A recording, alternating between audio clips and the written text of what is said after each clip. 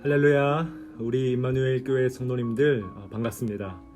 오늘 우리가 고린도전서 7장 말씀을 함께 묵상해 볼 텐데요. 지금까지 사도 바울은 고린도전서 1장부터 6장까지 철저하게 고린도 교회를 질책해 왔습니다. 그들이 스스로 심각하게 느끼지 못했던 그 영적인 문제들을 거론하면서 그들의 나태함을 다시 십자가 복음으로 추스릴 수 있도록 그렇게 힘써 왔다는 거예요. 자, 그런데 7장부터는 이제 조금 다릅니다. 이제는 반대로 고린도 신자들이 먼저 이 염려를 표시해 온 이슈들을 이제 본격적으로 다루기 시작합니다. 오늘 말씀 1절에 그런 표현이 있죠. 너희가 쓴 문제에 대하여 말하면. 그러니까 어떻게 보면 이 7장부터가 뭡니까? 진짜 고린도 교회 교인들이 듣고 싶어 했던 바울의 답변이죠. 바울은 지금 일부러 이 사람들이 정말 알고 싶어 했던 주제를 지금까지 미뤄온 거예요. 왜 그렇습니까? 이걸 잘 이해하기 위해서는 더 중요한 그 십자가 복음을 가슴 깊이 새겨야 된다는 거예요.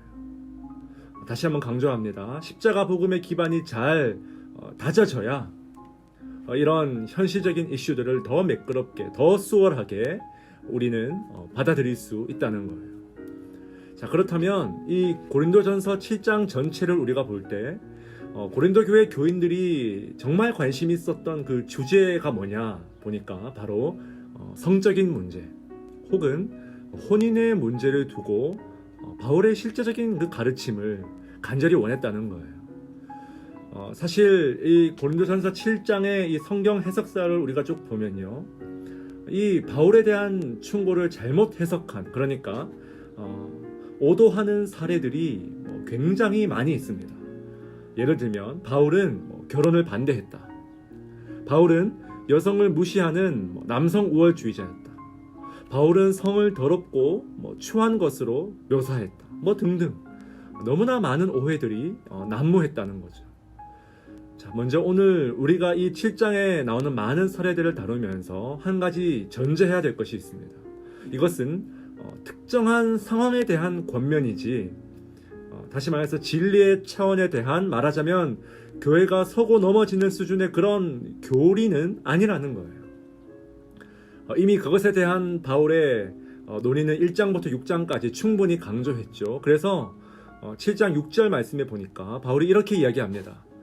그러나 내가 이 말을 함은 허락이요 명령은 아니니라. 아멘. 자, 이것을 염두에 두면서 오늘은 특별히 결혼한 부부를 향한 목회적 충고를 다룬 이 단락을 한번 살펴보겠습니다. 아직 죄송하지만 결혼하지 않은 청년들에게는 해당 사항이 없는 말이에요. 하지만 청년들 실망하지 마시고 끄지 마시고 계속 한번 들어보시기 바랍니다. 1절에 보니까 이렇게 되어 있어요. 너희가 쓴 문제에 대하여 말하면 남자가 여자를 가까이 아니함이 좋으나. 다시 한번 말합니다. 이 말은 결혼하지 않은 청년 남자에게 여자를 가까이 하지 말라는 바울의 충고가 절대로 아니라는 거예요. 이렇게 읽는 순간 우리는 바울을 오해하게 되는 겁니다. 그죠? 자, 이것은요, 고린도 교회 교인들이 했던 일종의 가졌던 슬로건이에요. 제가 1절을 다시 풀어서 읽으면 이런 내용입니다. 여러분은 지난 편지에서 성결과 순결을 위해서는 결혼한 부부가 성관계를 금해야 한다고 제안했지요. 물론 그것은 좋은 일일 수 있습니다. 그러나 이게 바로 지금 1절을 도입하는 바울의 수사학이에요. 청년들 안심하십시오. 이 1절은 절대로 결혼하지 않은 자들에게 해당하는, 결혼을 금하는 바울의 말이, 충고가 아니라는 거예요. 자, 그렇다면 이게 대체 어떤 상황일까? 우리는 지난 시간에 자신의 몸을 가지고 무엇이든 어떤 일이든 자유롭게 다 할 수 있다, 누릴 수 있다는 일종의 이 영적 자유 방임주의자들을 만나봤죠. 그런데 또 다른 고린도 교회 교인들 중에는요, 정반대의 극단에 서 있던 자들이 있었다는 거예요. 이미 결혼했음에도 불구하고 이들은 뒤늦게 만난 그 주님을 위해서 더 높은 영적인 차원을 추구한다는 이유로 남편과 아내와의 성관계를 거부하는 자들이 생겨나기 시작했다는 것입니다. 바로 이런 자들을 대상으로 바울이 지금 2절에서 이렇게 권면합니다. 음행을 피하기 위하여 남편들은 아내와 성관계를 가지고 아내도 자신의 남편과 성관계를 하십시오. 바울은 지금 굉장히 단호한 어조로 말하고 있습니다. 남편도 이 아내에게 마땅히 성적인 의무를 다하고 아내도 남편에게 그렇게 하라는 거예요. 사실 이 당시에 이 결혼 풍습을 자세히 보면요, 바울의 이런 접근 방식은 정말 시대를 앞서 나가고 있다는 것을 우리가 알 수 있습니다. 고대 세계에서 성관계는 아무리 좋게 봐줘도 자녀 생산을 위한 의무로 취급되거나 혹은 여성이 이 성적인 즐거움을 제공하고 남성만 오직 즐기는 경험으로 간주될 때가 참 많이 있었어요. 그런데 바울은요, 그렇지 않죠. 남편과 이 아내가 동등하게 상호적으로 함께 이 성적인 즐거움을 마땅히 누려야 된다는 거예요. 4절 계속 보십시오.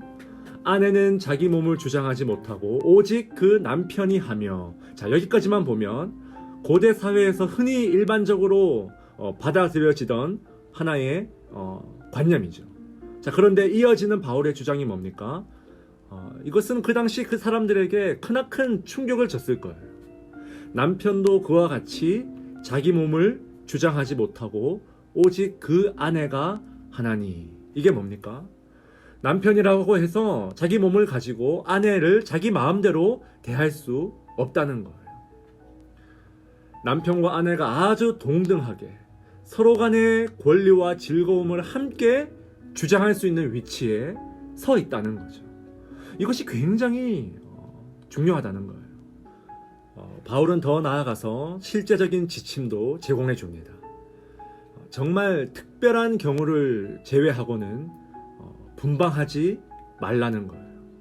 여러분, 이 말은 더 적나라하게 번역하면 서로가 마땅히 누릴 수 있는 권리인 성적인 즐거움을, 그것이 아무리 영적으로 고상한 이유라 할지라도 함부로 박탈하지 말라는 거예요.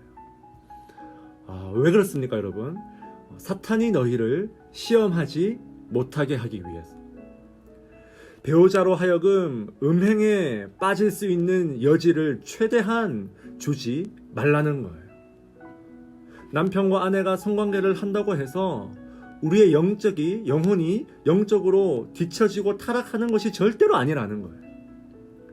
사랑하는 여러분, 바울은요, 이처럼 우리 몸이 지닌 이 성욕의 힘과 성욕의 실체를 충분히 인정하고 있습니다. 절대로 우리 몸의 현실을 외면해서 추상적인 충고를 하고 있지 않다는 거예요. 정리하면 이 두 가지 이 양극단은 언제나 위험합니다. 나는 내 몸으로 무엇이든지 할 수 있는 자유인이다. 혹은 나는 내 몸으로 행하는 모든 것을 금하여 영적인 유익을 위하여 모든 것을 절제한다. 여러분, 이런 이 양극단이 계속되면요, 이 양극단은 언젠가 만나게 되어 있어요. 지나친 영성주의가 여러분 순식간에 육체적인 욕구를 탐하는 것으로 이어지는 이 수많은 사례들을 우리가 심지어 교회 내에서도 많이 볼 수 있지 않습니까? 너무나 가슴 아픈 일이죠. 바울은 이 음행을 피하기 위해서 이런 실제적인 충고를 하고 있다는 거예요. 이것은 전부 우리가 몸을 지닌 이 피조물로서의 한계를 제대로 인식하지 않을 때, 제대로 마주하지 않을 때 빠질 수 있는 위험이라는 거예요. 저를 포함한 모든 결혼한 부부들에게 권면드립니다. 결혼의 테두리를 벗어난 모든 성관계의 위험으로부터 도피하기 위하여 남편은 아내의 성적인 즐거움을 함부로 빼앗아가지 마십시오. 아내도 남편의 성적인 즐거움을 허락 없이 빼앗지 마시기 바랍니다. 이것이 육체를 가진 우리의 가정을 지키는 건강한 비결입니다. 우리 함께 기도하며 나아갑시다.